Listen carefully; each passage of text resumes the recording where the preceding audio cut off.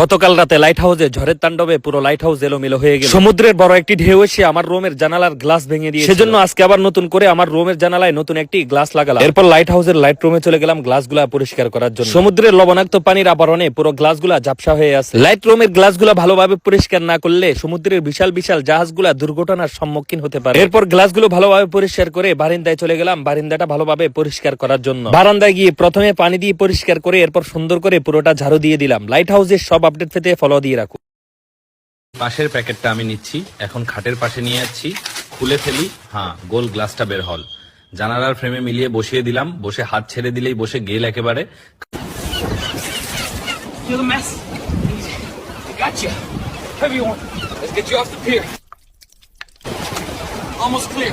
দেখো এক পাশটা এখনো লবণের দাগে ঝাপসা, আর এটা পুরো চকচকে। হ্যাঁ, এখানে টেনে দিলেই বোঝা যায়। হ্যাঁ, কেমন ঝলমল করছে। হয়ে গেল বাতাস আর সমুদ্র শান্ত। এখন ভাইপারটা নিয়ে চিন্ডি দিয়ে উপরে উঠছি।